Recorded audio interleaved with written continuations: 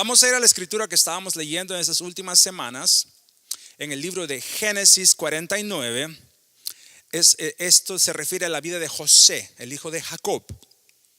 Después de haber pasado por diferentes situaciones en su vida, él recibe la palabra de confirmación de su padre. Y es algo que nos importa a nosotros repetir, porque tiene muchas verdades. Y esto lo hemos leído la semana pasada. Dice: rama fructífera es José, rama fructífera junto a una fuente, cuyos vástagos se extienden sobre el muro. Le causaron amargura, le asetearon y le aborrecieron los arqueros. Mas su arco se mantuvo poderoso, y sus brazos de sus manos se fortalecieron por las manos del fuerte de Jacob, por el nombre del pastor, la roca de Israel. Cuando dice el fuerte de Jacob, el pastor, la roca de Israel, está refiriéndose a Dios mismo. Diga conmigo: a Dios mismo. ¿Por qué? Porque el Dios de Jacob vino a ser su fortaleza, porque Jacob también pasó por un proceso muy parecido, donde él tuvo que ser formado por Dios. Pero dice ahí, nota que dice que el nombre del pastor se le conoce como es la roca de Israel. Diga conmigo: Israel. ¿Cuál es la importancia de esos dos nombres, Jacob e Israel? Es la misma persona, pero primero se llama Jacob y luego se llama Israel. Se le cambia el nombre. Hay mucha gente que se cambia el nombre, pero eso tiene una razón específica, porque Dios mismo se lo cambia, no se lo cambia la persona en sí. Cuando el Señor lo trata, cuando obra en él, hace un propósito en su vida, le dice: ya no te vas a llamar Jacob, te vas a llamar Israel. Y de ahí en adelante él camina con Dios en una nueva manifestación de su propia vida. Se llama ahora Israel, ya no es el de antes, el Jacob. Y a partir de ahí se le conoce como él sirve a Dios, pero el Dios que le transforma es como su pastor. Es el que hace la obra, pero lo va guiando. Bueno, cuando habla de José, dice: tus brazos se fortalecieron por las manos del pastor de tu papá. Básicamente le está diciendo. Lo que quiero que notes es muy importante para ti y para mí. La importancia de caminar en el propósito de Dios siempre va a guiarnos a ser ejemplo para el que viene detrás de nosotros. ¿Me van entendiendo? Tú no caminas en el evangelio o sigues a Dios por ti solo. Tú caminas también para que los que vienen detrás de ti también te sigan, aprendan y puedan también ellos conocer a Dios como tú lo conoces. ¿Verdad que sí? ¿Cuántos están diciendo amén en esta noche a eso? ¿Cuántos padres, madres hay en este lugar que dicen: yo no camino para mí nomás, yo camino para que mis hijos también conozcan a Dios? ¿Verdad? Yo espero que sí. Yo espero que tú no tengas ese espíritu de egoísmo. No, para mí nomás. No, tienes que decir: soy yo, es mi casa, son mis hijos, mi descendencia, los nietos, bisnietos, tataranietos y lo que sigue después. ¿Verdad que sí?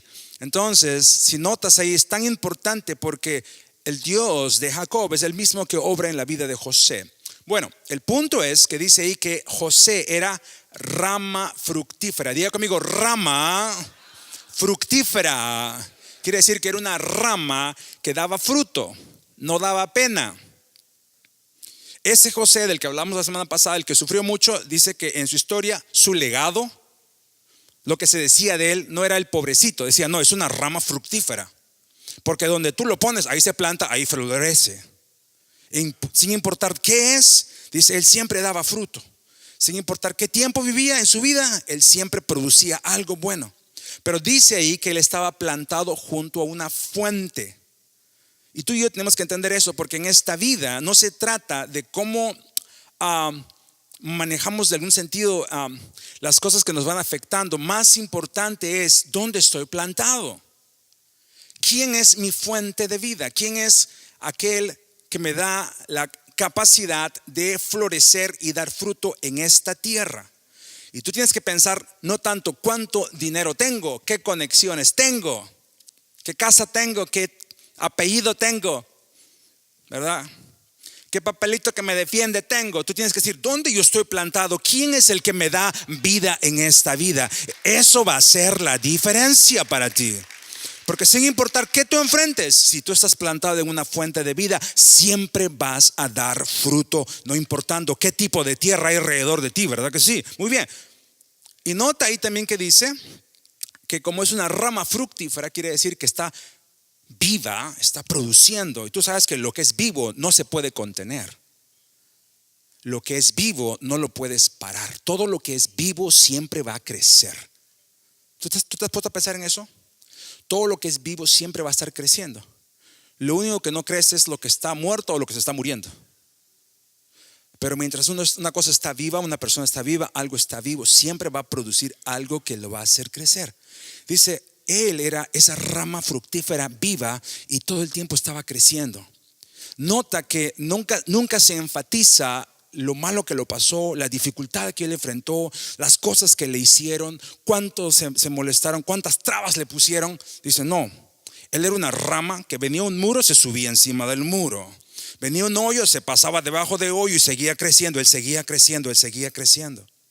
Y así tenemos que ver nuestras vidas, porque llega un momento cuando tenemos que dejar sentado el hecho que absolutamente nada ni nadie puede parar el propósito de Dios en nuestras vidas. No, pues si le vas a aplaudir, apláudele mejor, como que si sí le crees. No hay absolutamente nada ni nadie que puede parar el propósito de Dios. Si tú le crees al Señor y te posicionas y agarras esa palabra y caminas en base a eso, no hay absolutamente nada que pueda parar. Diga conmigo, nada puede parar el propósito de Dios en mi vida. Ahora quiero que lo digas como que de verdad lo crees, ¿ok? Una vez más diga, nada puede parar el propósito de Dios en mi vida. ¿Cuántos le creen al Señor en esta hora? Amén, aleluya, gloria a Dios. No hay absolutamente nada que puede parar el propósito de Dios. Lamentablemente muchas veces ocurre que sí es parado, pero por otra razón. No porque Dios falle, es porque a veces uno no entiende cómo son las cosas. Y tenemos que darnos cuenta que el Señor ya ha preparado un lugar para que nosotros caminemos en cada una de esas cosas. Entonces el asunto no es tanto cuál es el obstáculo, el asunto es qué voy yo a hacer frente a cada una de esas cosas. Porque José tiene que pasar por todo esto, y eso estoy solamente recapitulando la semana pasada, pero mira lo que dice el Salmo 105, dice, envió el rey y le soltó, hablando de José cuando todavía era un prisionero. El Señor de los pueblos, dice, le dejó ir libre. Versículo 21 dice, lo puso por señor de su casa y por gobernador de todas sus posesiones. Versículo 22 dice, para que reprimiera a los grandes como él quisiese y a sus ancianos enseñara sabiduría. Lo interesante de la historia de José es que él viene por todo un camino bien difícil. Sufre desde su hogar, saliendo de su casa, él sufre. Con su propia familia él sufre. Es como que si la injusticia le seguía. Así parecía. Venía de una a meterse a otra y parecía que era de malas, o sea, de malo a peor, o sea, se degradaba más la situación. Pero dice aquí la escritura que llegaría un momento cuando él tendría un nivel de existencia, de actividad, de relación. Pero tienes que notar esta parte que dice aquí, versículo 22, dice, para que reprimiera a sus grandes como él quisiese y a sus ancianos enseñara sabiduría. Entonces cuando él llega, digamos, a esa meta, ¿verdad? Donde él va a funcionar en un nivel que él ni se imaginaba, porque él sale de la casa de su padre, pasa por todo un proceso y un día está frente al presidente de otro país, ni siquiera de su propio país. Es como que si tú estás delante de Trump un día, ¿verdad? Y estás parado ahí. Ahí dice alguien, no, otro ejemplo, no, algo parecido. ¿Por qué? Porque ni siquiera era su propio país. Está frente de una autoridad de otro país que le mira y le dice, tú tienes la respuesta para mi problema. Ponte a pensar en eso. Este rey está en una situación muy importante en su vida que no solamente le afecta a él como individuo, le afecta a él como rey. Porque lo que él tiene que decidir tiene que ver con todo su país, con todos sus súbditos. O se mueren todos o viven todos. Ese país o se destruye completamente o sobrevive una hambruna que va a venir. Y hasta ese momento nadie, ni siquiera el mismo rey, podía imaginarse que se venía. Ni nadie le podía dar sabiduría, nadie le podía dar entendimiento, ni tampoco soluciones. Diga conmigo, soluciones. Ponte a pensar. El rey tiene todos los recursos necesarios para conseguirse los mejores sabelotodos de todo tipo de información de su reino. Pero dice ahí que nadie le pudo dar respuesta a sus inquietudes. Hasta que alguien le hace notar que había una persona por ahí, media así escondida y olvidada en el calabozo número 525, allá atrás, a la vuelta de la esquina de la cárcel. Uno que conocía la voz de Dios. Nota que no le dicen a él, hay uno que es bien inteligente, bien guapote, que tiene conexiones, tiene un montón de dinero, fue a la universidad y tiene 5 PhDs de no sé esto y de lo otro, él tal vez te puede dar. No, tú sabes una cosa, iglesia, cuando en el mundo nadie más nos puede dar respuestas, ahí se nos abre el 20 de entender que solamente Dios es capaz de darnos lo que necesitamos en esta vida. Y al rey nadie le tuvo que convencer que él tenía que encontrarse con este José. Él sabía que él tenía que hablar con él.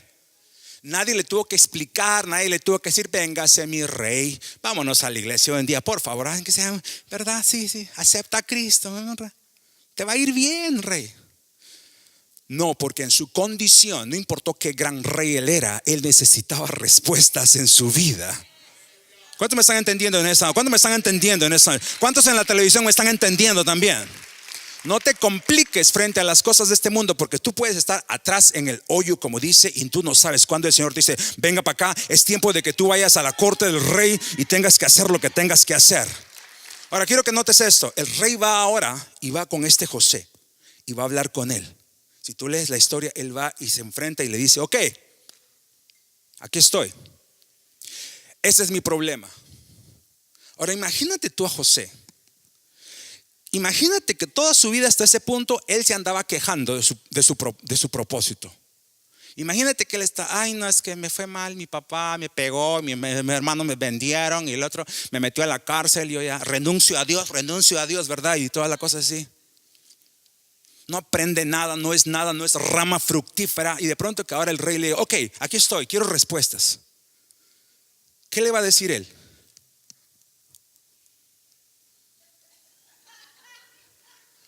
Yo creo que tal vez en el principio Dios creó los cielos. Muchas veces nosotros andamos más preocupados, gastamos tiempo, gastamos dinero, gastamos recursos, gastamos nuestras vidas quejándonos, viviendo una vida carnal, con visión carnal de nuestra situación, y nunca aprendemos la lección que Dios quiere enseñarnos. Y Él está obrando en tu vida. No seas cabezón, dile, Señor, enséñame cordura, enséñame sabiduría, enséñame a entender, enséñame a caminar como quieres que camine. Cosa que el momento que tú necesites que yo brille, yo no sea un menso, yo sea el que tenga que ser y dé las respuestas que este mundo necesita. No, si le vas a aplaudir, apláudele bien pues. Si no, ¿para qué venimos? Si no, ¿para qué nos reunimos? Si no, ¿para qué le cantamos al glorioso, al virtuoso, al Señor de señores? Si no, es que vamos a aprender algo de Él que nos va a ayudar a impactar a nuestro mundo. Yo quiero hablarte en esta noche. Él tenía que estar preparado para decirle a ese rey, ¿sabes qué? Esto y esto es lo que tienes que hacer. Y por esa razón el rey se da cuenta. El rey no está entrando en una religión. El rey se da cuenta que este tiene sabiduría. Él se da cuenta que este hombre, no importando de dónde viene, qué es, cómo parece, cómo huele, este tiene algo que él no tiene. Y ahí él se da cuenta. Ese es el mejor ejemplo de evangelizar a alguien, cuando de tu vida sale algo que alguien más no tiene. ¿Te has puesto a pensar en eso? No que hablas, no que sabes, no que no, que sale de tu vida, que hay en ti, que alguien más viene y dice, yo quiero eso, yo quiero, dame eso que tú tienes. Entonces, si queremos ver la gloria de Dios y nos encanta, del hoyo voy a la corte, aprende primero la lección que el Señor quiere enseñarte, porque así nomás no son las cosas. algo Dios está formando en nosotros y tenemos que ser un pueblo muy entendido del tiempo que estamos viviendo para que cuando se dé ese momento tú no des vergüenza, sino tú brilles la gloria del Señor en el mundo en el cual tú estás viviendo. Y te va a ocurrir que vas a estar delante de alguien que va a necesitar respuestas y más te vale dar respuestas de parte del Señor, ¿verdad? ¿Cuántos dicen amén? Yo quiero vivir en ese nivel. Amén, gloria a Dios. Muy bien, vamos avanzando. Entonces, esto me lleva a mí a pensar algo muy importante, porque en estas semanas he estado meditando en esta escritura. Quiero leértela. Mira, Mateo 4 dice así: vosotros sois la sal de la tierra, pero si la sal se desvaneciere, ¿con qué será salada? No sirve más para nada, dice Jesús, sino para hacer ¿qué? Lea conmigo: echada, ¿dónde? Fuera. ¿Qué más dice? Hollada por los hombres. No, quiero que leas, por favor, lea conmigo una vez más. ¿Qué dice? Sino para qué? Para ser echada fuera. ¿Qué más? Hollada por los hombres. Versículo 14 dice: vosotros sois la luz del mundo. Una ciudad asentada sobre un monte no se puede esconder. Y eso estuvo en mi corazón en estos días. Yo estaba pensando, Señor, ¿cómo y qué tiene que ver esto con lo que estamos siguiendo, la relación? El Señor me dice: tiene mucho que ver. Porque para que yo use a mi pueblo tiene que entender su rol. Y tiene que entender las diferencias. Y tiene que entender lo que yo he hecho en ellos. Y la razón por la que están en este mundo. Porque si estamos aquí para hacer la diferencia, hay algo que ellos no tienen, hay algo que nosotros tenemos y hay algo que no se va a dar. No hay compatibilidad en muchas cosas. Si tú no sabes eso, estás más perdido que la suegra de Adán en el principio, en el Edén. All right? Entonces, cuando yo pienso en esta escritura, yo digo, ok, dice Jesús, ustedes son la sal de la tierra. Diga conmigo, sal de la tierra. Ahora, los que estudian la Biblia tienen como básicamente dos maneras de ver esta escritura. Por un lado, como dice en el libro de Marcos, se usa la palabra con que se sazonará, como dar sazón a la comida o sabor. En el libro de Mateo, en el libro de Lucas, no dice sazonar, sino dice salar. Y en el libro de Lucas, además dice, si pierde su capacidad de ser sal, dice, ni siquiera sirve para tirarlo a la basura. Dice, ni siquiera sirve para tirarlo encima del estiércol. Entonces hay dos maneras de ver esto en un sentido. Uno como que si fuera la sal, esa la que comemos, la que nosotros conocemos, o la sal que tiene otro propósito. Bueno, sin hacerla muy larga, ambas maneras de ver las cosas nos dan un poquito de qué pensar, porque la sal que es, por ejemplo, para comer, la que tenemos nosotros ahora, es una sal procesada y es bastante pura. Es un componente químico que en sí mismo es muy estable. Entonces esa sal es sal pura. Entonces cuando tú hablas que la sal en ese contexto pierde su capacidad de salar, eso no existe. Entonces, si estamos hablando de sal que no tiene una manera de dejar de ser sal, la conclusión sería que no era sal ni siquiera desde el principio. ¿Cuántos me están entendiendo? ¿Cuántos me están entendiendo? Eso quiere decir, si el Señor dice, tú eres la sal, pero no podemos ser sal, o lo que sea que eso signifique, entonces se cuestiona si realmente somos lo que somos. Muy bien. El segundo aspecto es, ¿cuál era el uso de la sal en aquel entonces? Bueno, la sal en aquel entonces no era sal como la que tenemos ahora, en una calidad muy alta de pureza. Era sal mezclada con otras cosas. Sal que en su estado, como lo encuentran como mineral, tiene otros componentes metidos. Esa es la sal que se usa para diferentes cosas, y una de esas es para preservar alimentos, especialmente carne. Pero también la sal se usaba para poder, en algunos casos, echarla a la tierra para que ayude la germinación de las plantas. En otros casos la sal se echaba, como dice en el libro de Lucas, al estiércol, porque su capacidad de ser sal, de ser salado, de lo que esa sal tenía, hacía que el estiércol pueda ser encendido rápidamente. Era muy inflamable. Entonces eso servía para poder crear fuego, como decir leña. Cuando le echas esa cosa a la leña y se prende. Bueno, en aquel entonces se usaba mucho el estiércol. Entonces cuando se echaba sal, eso producía ese ignante ahí que hacía que eso se podía prender rápidamente. Bueno, en ese caso sí existe esto de que pierda su capacidad de ser sal. ¿Por qué? Porque esa sal no era pura, estaba contaminada. Entonces cuando esa sal tú le podías pasar por agua, por ejemplo, muchos de esos otros componentes se deshacían. Entonces literalmente pierden su capacidad, esa sal, de ser sal. Es solamente un polvo blanco, por así decirlo. Ambos casos, cualquiera que eso sea realmente lo que él estaba pensando, nos hace pensar a ti y a mí en una cuestión. Y eso es: tú y yo tenemos un propósito para el cual fuimos creados. Fuera de ese propósito no hay otra manera de ver las cosas. Tú de creyente, tú de evangélico, tú de cristiano, tú de hijo o hija de Dios tienes que entender: mi propósito no es venir a la iglesia. Oh, gracias pastor, ya me voy. Ya van saliendo. No, porque venir a la iglesia es bueno para ti. Hay una razón, dice la escritura, por qué tenemos que congregarnos. Pero eso no es el propósito final de tu existencia. El propósito de tu existencia no es solamente leer la Biblia. El propósito de tu existencia no es solamente orar. El propósito de tu existencia no es solamente cantar.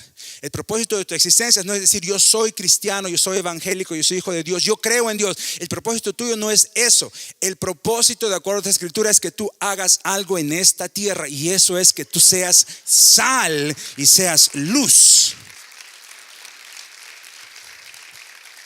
Ahora revisémonos cuánto de eso tenemos en verdad. ¿Por qué? ¿Para qué sirve la sal? Pues la sal tenía ese componente. La sal, donde quiera que la pones, siempre va a impactar. Por eso la usaban. No tenían refrigeradores, pero si esa carne le ponía sal, no se podría. Porque esa sal retrasaba el proceso de podredumbre y la mantenía. La sal mantenía. En la tierra se echaba para que pudiera germinar. La sal servía en el proceso de dar vida. La sal producía esta cosa de que ese estiércol puede hacer combustible. Tiene propiedades, impactan. Entonces el Señor dice: ustedes son la sal, pero de este mundo. Entonces nota que hay una relación entre nosotros y el mundo. Diga conmigo: el mundo. El Señor dice: la relación que quiero que entiendas entre tú y el mundo es que tú eres sal para el mundo. ¿Me van entendiendo? Aquí estás tú, aquí está el mundo. La relación que existe entre el creyente y el mundo es que nosotros somos ¿qué? Sal. ¿Para qué? Para el mundo. ¿Y qué más somos? Dice más adelante, somos ¿qué? La luz. ¿De quién? De este mundo. Ahora vamos a hablar un poquito más de eso. ¿Por qué?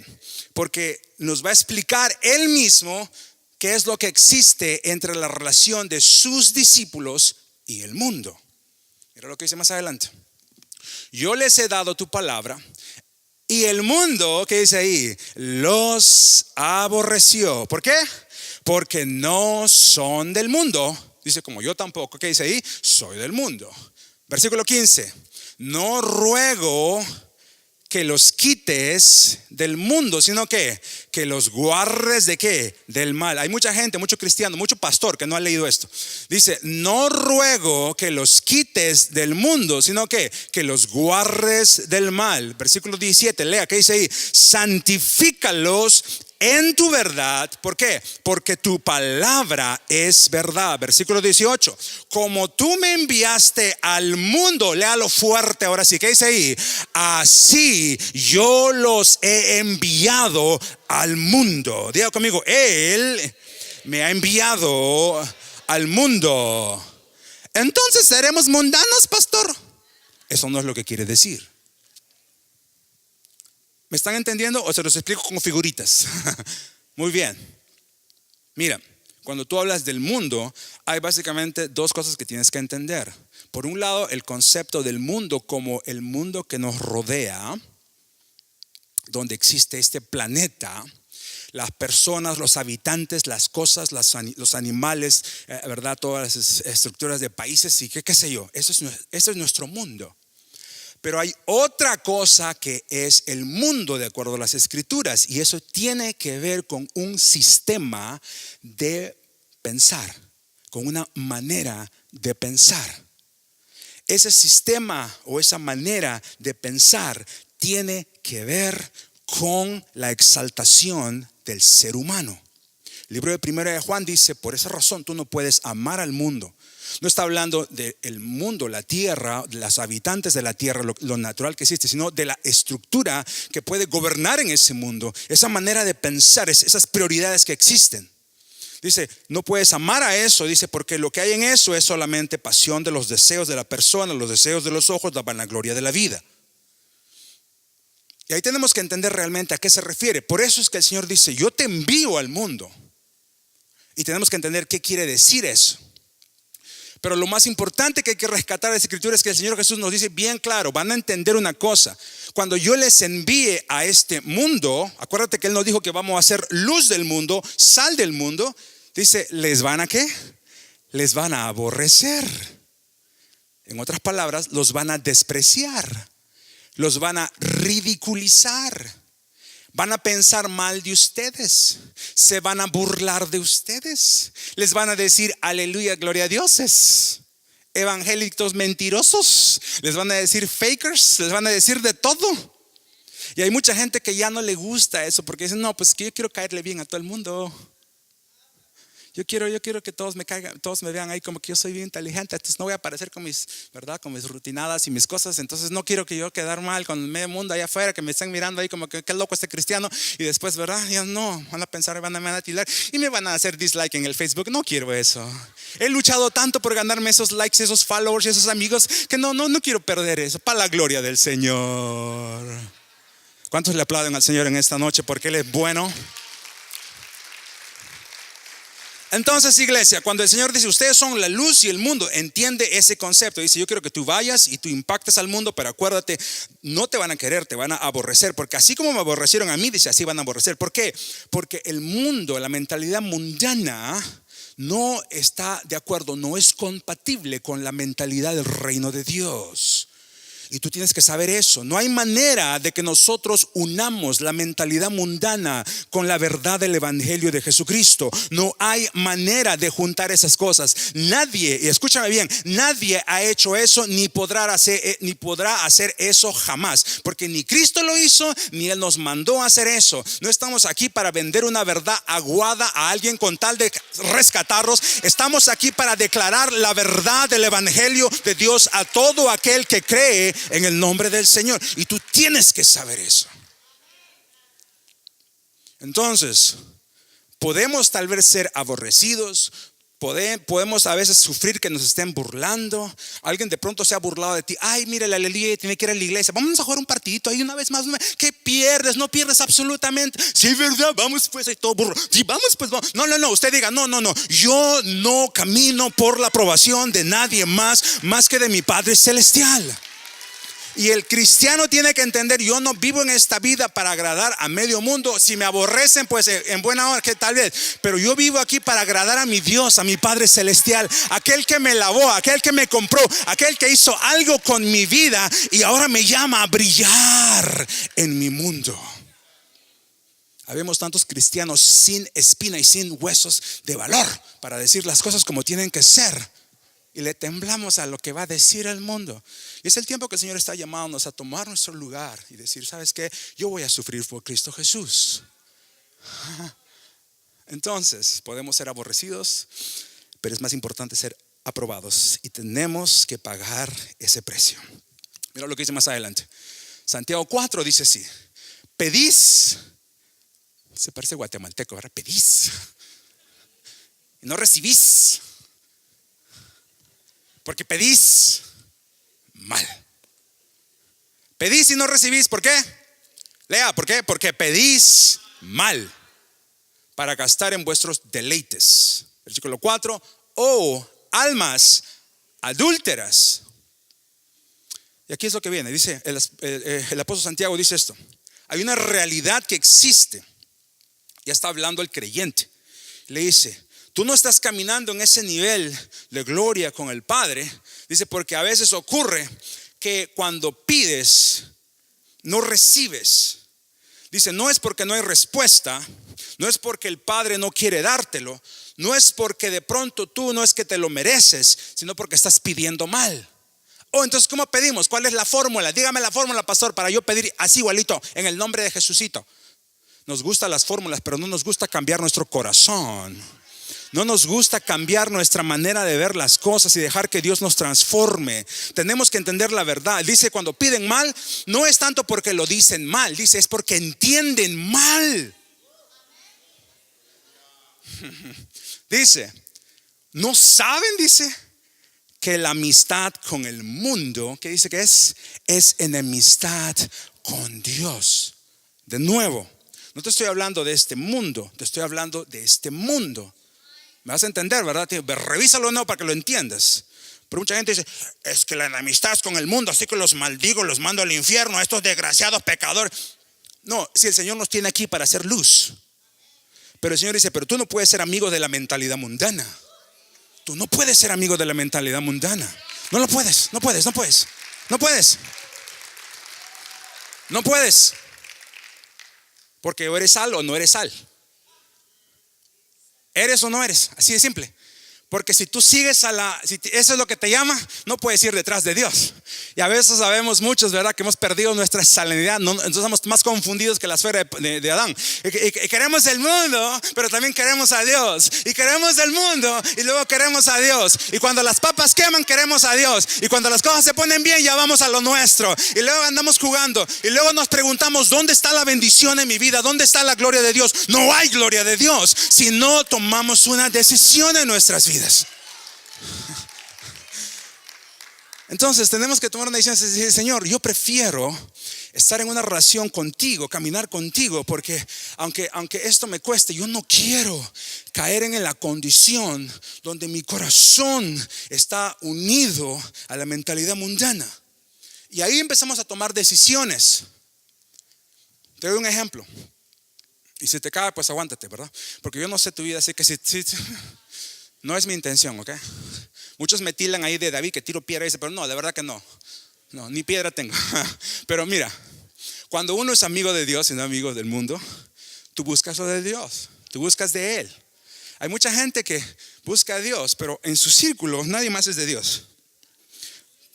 Porque la gente más cerca a tu corazón ni siquiera creen en Dios, ni siquiera aman a Dios, ni siquiera buscan al Señor. Tus mejores amigos, tus amigas donde le lloras, le cuentas todo, ni siquiera te llevan al Señor. ¿Cuántos entienden que cuando uno dice, Señor, yo te voy a servir, Dios mismo se encarga de poner la gente que va alrededor nuestro y va a ayudarnos, va a hacernos avanzar? Mira, mis mejores amigos son hijos de Dios también.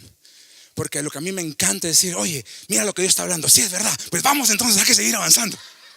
Y si por alguna, ahora eso no quiere decir que yo le desprecio al mundo, pero te digo una verdad, el que se atreve a ser amigo mío que no es cristiano va a terminar tarde o temprano siendo también un cristiano, porque para eso estoy.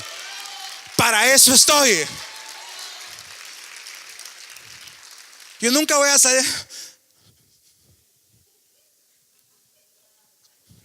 Imagínate, es que estaba con mis amigos y no sé qué pasó.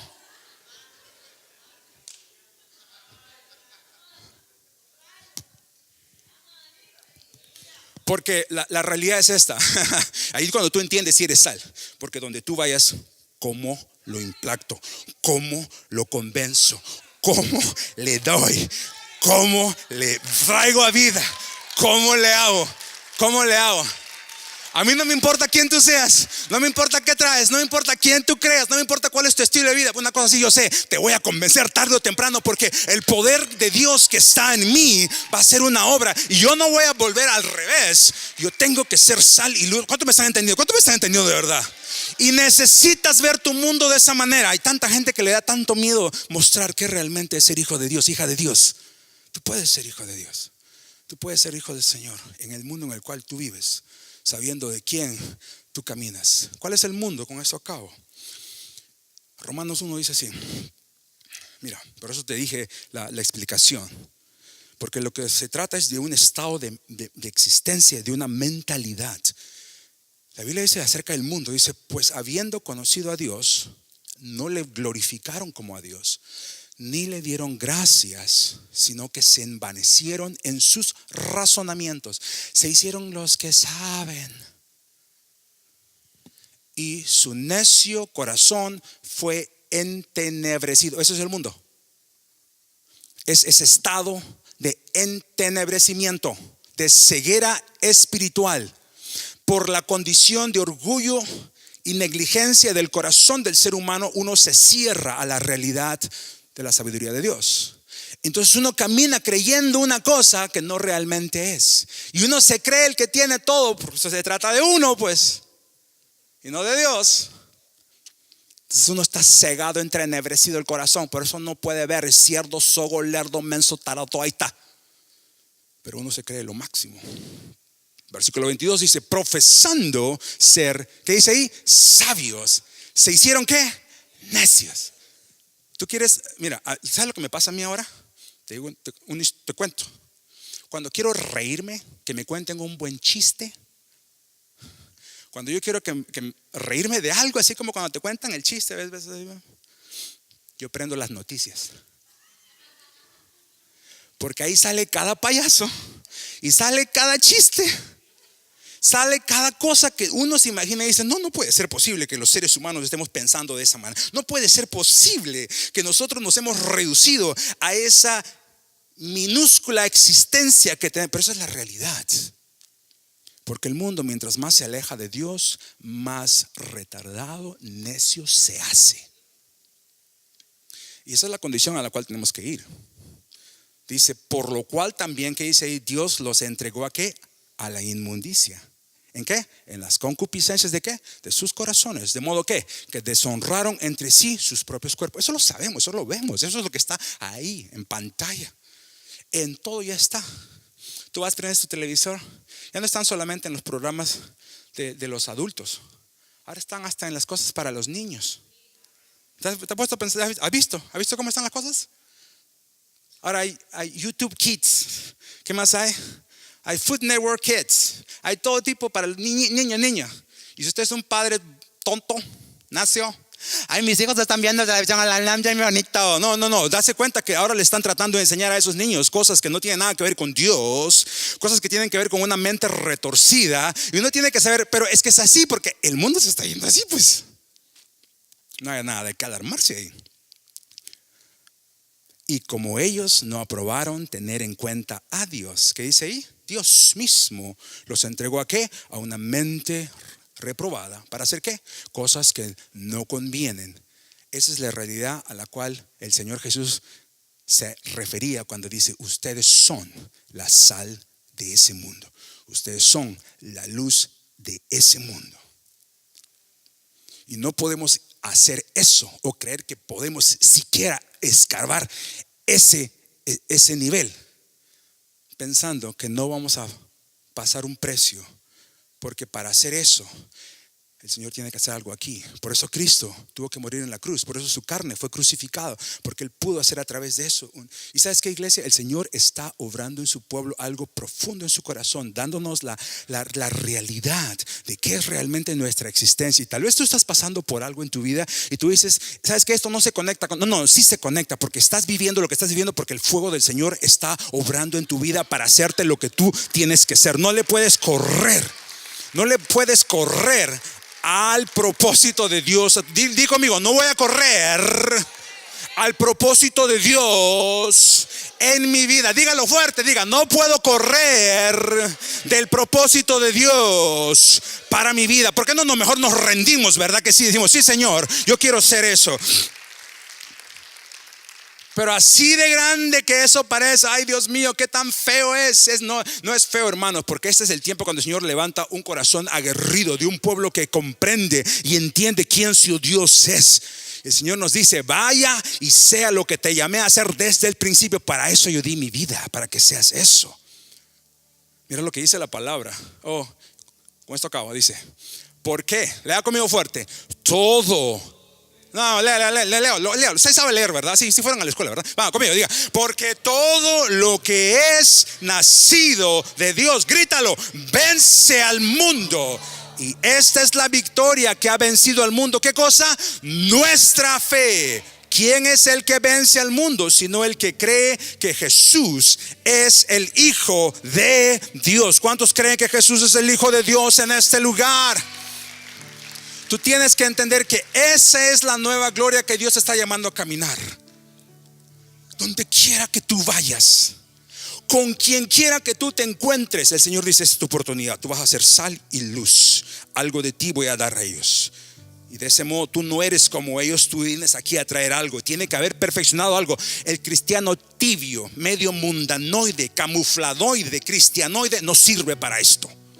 Solamente el corazón que dice: Padre, yo me he separado para ti. Padre, yo soy santificado por tu verdad. Padre, tu palabra ha hecho tu obra en mi vida. Padre, soy una nueva criatura. Padre, he sido renovado y ando en pacto contigo. Ese es el que va a poder caminar en la gloria que el Señor está hablándonos en este día. Y cuando tú y yo cantamos de un vino nuevo, aprende a entender por qué estamos cantando eso. Porque el Señor dice: sí, es verdad, hay algo nuevo que yo estoy sacando de mi pueblo, que ha venido con presión, ha venido con dolor, ha sido tal vez en ese hoyo, has sufrido, has llorado, has sangrado, te han aplastado, pero yo he hecho mi obra en ti, dice el Señor. Y esa obra hace posible que ahora tú te levantes y puedas ser la respuesta de este mundo. ¿Cuántos me están entendiendo en esta hora? ¿Cuántos quieren aceptar esa realidad y ese reto en tu vida? Yo no estoy aquí para entretenerte, no estoy aquí para sobarte la cabeza, no estoy aquí solamente para que creas que Dios tiene fe y Él salva. Sí, eso ya lo sabemos. El Señor ya nos enseñó eso. Ahora dice: camina, porque tienes que ser luz al mundo al cual yo te estoy enviando, te dice el Señor.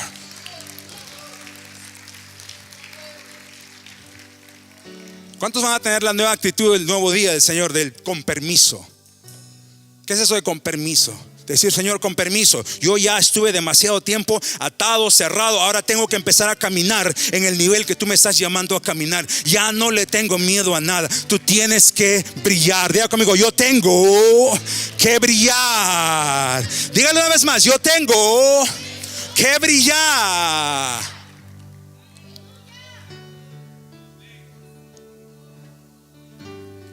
Y para eso tú no necesitas orar más. Para eso tú no necesitas pedir más confirmación.